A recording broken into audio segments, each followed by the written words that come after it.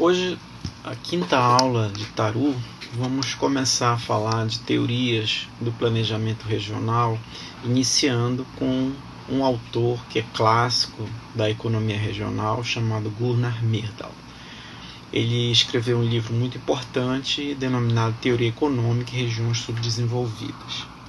Myrdal nasceu em Gustav e faleceu em Estocolmo, na Suécia. Ele é dos anos 50 e cria uma teoria cuja a ideia central envolve que a qualquer tipo de política econômica baseada na meta de crescimento da produção industrial e da infraestrutura terá participação ativa do Estado como base da economia e o consequente aumento do consumo. Essas ideias foram chamadas por ele de teoria de causação circular, que vão explicar o princípio da interdependência circular dentro de um processo de causação acumulativa. O que é isso? Ele vai mostrar quais são os efeitos da localização industrial em uma determinada região a partir da possibilidade de que a população daquela região tenha acesso a empregos. A partir desses empregos, com o pagamento de salários, eles terão possibilidade de ter mais consumo, e isso cria um círculo que pode ser vicioso caso haja algum evento que diminua a produção industrial com a diminuição de empregos, ou um círculo virtuoso caso haja principalmente o entendimento da necessidade de participação do Estado nessas situações. Ele vai lidar com forças endógenas, que são de dentro do processo de localização industrial, e exógena, que dizem respeito à possibilidade de localização de determinadas atividades econômicas. O pensamento de Myrdal inclui-se na discussão sobre o desenvolvimentismo. Aqui vale um resgate. Possivelmente vocês devem ter tido contato durante as aulas do ensino médio sobre a política desenvolvimentista ou desenvolvimentismo, muito popular no Brasil durante os anos 50, os anos 60 e até mesmo depois do golpe militar de 1964, em que uma das figuras mais representativas foi o presidente Juscelino Kubitschek, que governou de 1956 a 1961, responsável pela construção de Brasília, pelo incentivo à indústria automobilista. Os Fuscas aqui saindo da fábrica são do final dos anos 50. A gente pode dizer que o desenvolvimentismo é uma política de resultados, aplicado essencialmente em sistemas econômicos capitalistas, como é o caso do Brasil. Inclusive levou ao que nós denominamos de milagre econômico brasileiro, quando o desenvolvimento econômico foi responsável por trazer esse clima de euforia para a instalação industrial e, consequentemente, para transformações na própria sociedade. Nessa parte da nossa disciplina, há uma atenção específica para os economistas. Embora nós estejamos no curso de Arquitetura e Urbanismo, é importante para o entendimento do planejamento regional o pensamento econômico. No texto citado e disponibilizado a todos, o autor trabalha com uma ideia fundamental.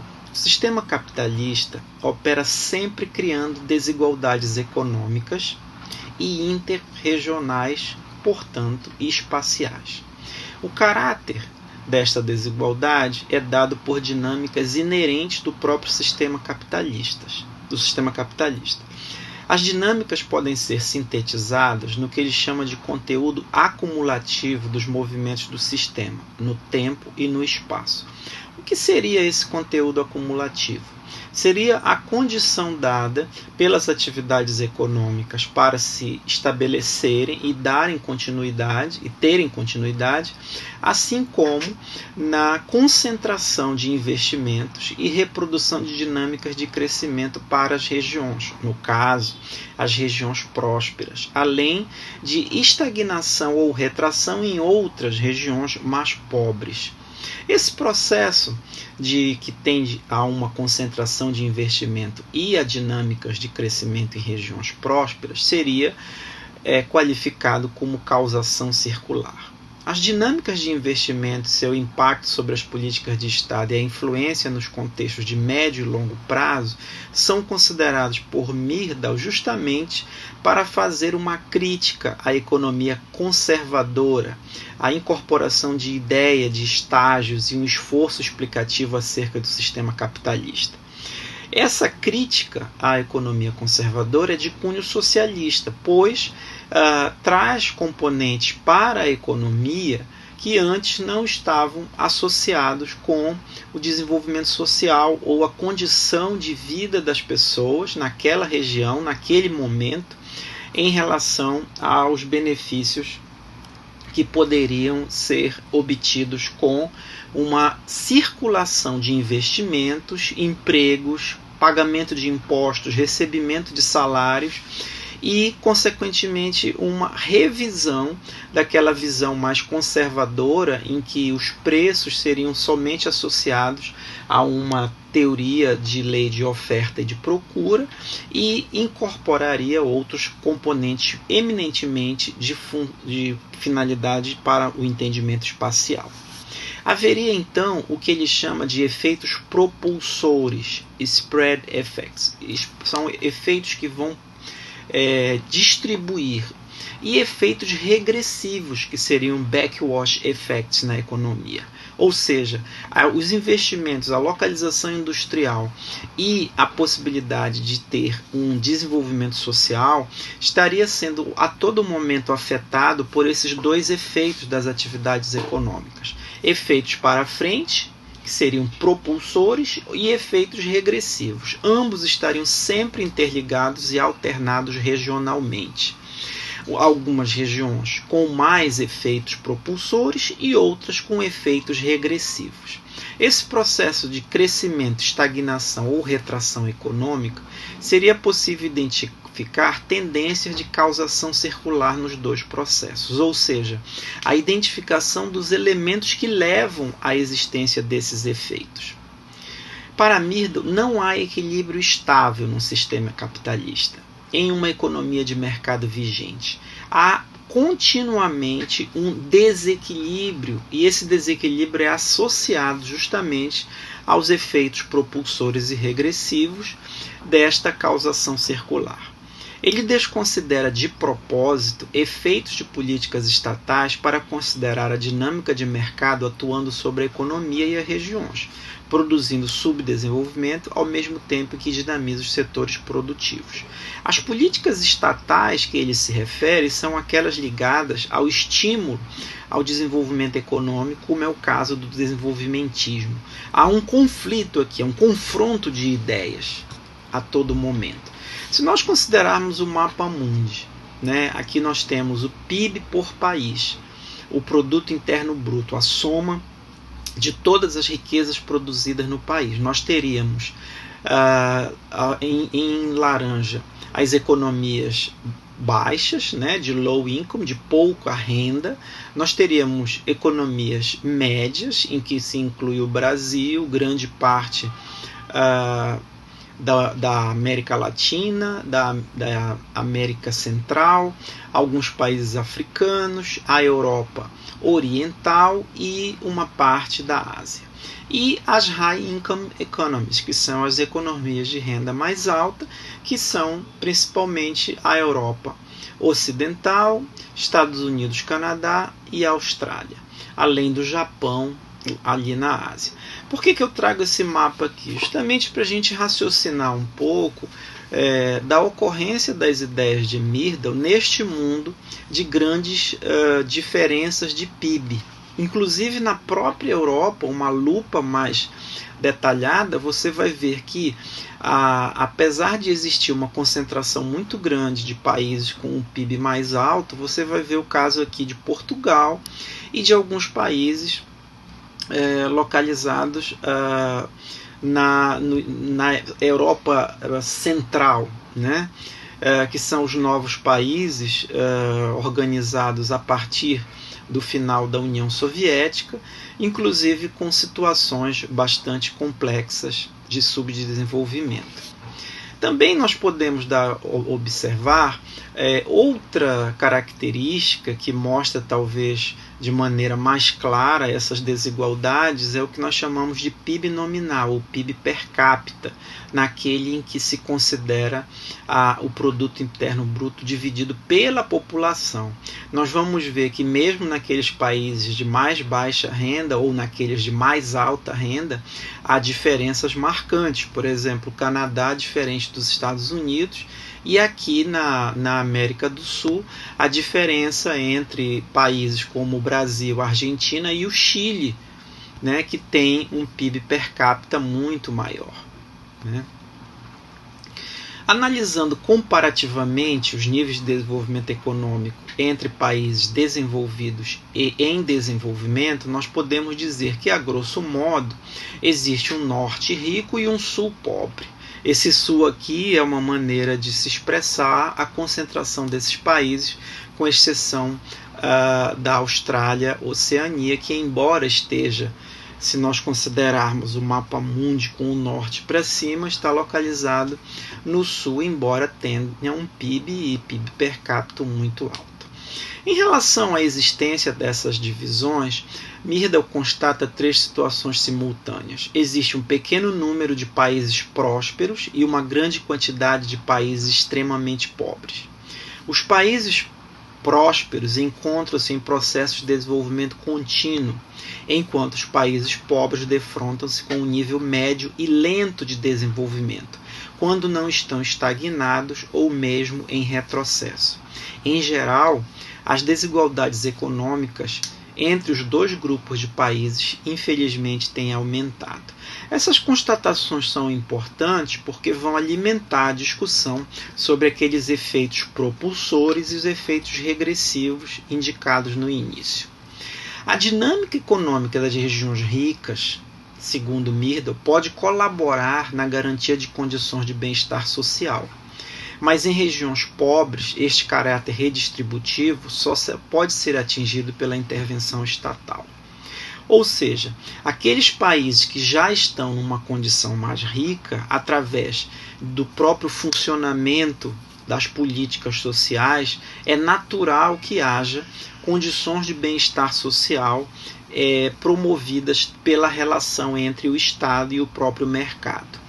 Enquanto que em regiões pobres, este caráter redistributivo só pode ser atingido pela intervenção estatal. No Brasil, o exemplo mais marcante dessa intervenção estatal foi a instalação dos sistemas de Bolsa Família no governo do presidente Lula por volta de 2003, 2004. Então, essas intervenções estatais, elas também estão articuladas a políticas de integração nacional, que vão justamente buscar uma revisão dos fatores de desigualdade. Se não houver políticas de integração nacional, as desigualdades regionais vão se manter, principalmente pela debilidade de instituições e práticas democráticas deficientes que colaboram para a perpetuação dos chamados efeitos regressivos. Em contexto democrático, do ponto de vista conceitual, há menos resistência a políticas de cunho redistributivo. O que se pretende é a drenagem de recursos de regiões mais ricas para as mais pobres. No caso do Estado europeu, que tem um contexto histórico de opressão, isto se manifesta desde a tributação feudal injusta, a manutenção de salários baixos e o exército industrial de reserva no capitalismo industrial do século XIX. Por outro lado, também há um histórico de sublevações contra a opressão do Estado, como é o caso da Suécia, em relação principalmente com a terra, a produção agrícola e sucessivas reformas agrárias, que buscaram justamente rever o padrão distributivo entre as regiões mais ricas e as mais pobres, por meio da revisão do caráter produtivo das propriedades rurais e da manutenção desta propriedade nas mãos de grupos que não promoviam essa redistribuição. Há ainda o histórico de medidas de integração interregional na implantação igualitária de infraestruturas e serviços públicos, embora haja tendência à concentração em áreas ricas. Como é que isso pode ser trabalhado? Através da proteção de preços agrícolas, a infraestrutura servindo regiões pobres, proteção de pequenas propriedades rurais produtivas contra o latifúndio, contra aquela grande propriedade, assim como a exploração elétrica e hidráulica para fazer justamente o atendimento de regiões onde os efeitos propulsores são muito menores. Efeitos regressivos seriam alterados, seriam revistos com a intervenção estatal, principalmente na produção de energia. Se nós considerarmos aqui o Brasil, nós podemos dizer que municípios com presença de firmas industriais com mais de 30 empregados, que seria um indicador importante para a gente pensar a teoria de causação circular de Myrdal, nós podemos dizer que a concentração de indústrias, principalmente nos estados da região sudeste, da região sul e no litoral, no caso do Nordeste, nós vamos dizer que é claramente visível que isso se confunde, isso só confirma a situação do interior menos provido, não exatamente de apenas atividades industriais, mas também pela falta de políticas públicas ou de intervenção estatal no plano regional para reverter os efeitos regressivos dessa situação. Para isso, são pensadas políticas para inverter esse processo, como aqui nós temos a ideia de atividades turísticas, atividades ligadas à agroindústria localizada no Nordeste, né? O turismo costeiro, que seria uma maneira de repensar isso, a fruticultura, uma agropecuária moderna, como é o caso do avanço aqui no Mato Grosso, né? E a condição de que teríamos uma indústria moderna voltada ao terciário, como é o caso aqui da região de Marabá, e alguma coisa localizada nas proximidades de Manaus. Essa possibilidade de criar essas políticas está associada à ideia de promoção, por meio de políticas estatais, de efeitos propulsores. Por outro lado, a atenção de Myrdal volta-se para a participação mais detalhada ou mais visível do Estado. Ele analisa principalmente o poder político dos parlamentos, que costumam ser as arenas de alianças políticas a favor de regiões pobres, sendo também locais de disputa por poder por razões eleitorais. Teria havido nessas arenas ou nessa disputa pelo poder a mudança de um estado opressor para o estado de bem-estar, com uma postura redistributiva assinalando esta mudança. Haveria inclusive a possibilidade de um contexto de harmonia criada em situações de prosperidade, por meio da circularidade dos efeitos propulsores. Deve existir equivalentes também no plano político, ideológico e institucional, pois há interdependência entre democracia e um desenvolvimento econômico igualitário. Ou seja, a ideia da economia de bem-estar, que seria aquela em que é proporcionado por meio dos efeitos propulsores, uma situação harmônica e nacionalista. O último aspecto relevante é reconhecer que a formação de preços na economia capitalista é manipulada, sendo importante a regulação do Estado no processo, com o reconhecimento do caráter problemático de medidas do tipo em regiões pobres. Ou seja, o Estado, além de ter o papel de interventor, ele também é eminentemente o regulador nesse processo. Aqui um último pensamento. Os países ricos não são ricos por acaso. São ricos porque sabem ganhar dinheiro. Isso é do Diogo Mainardi.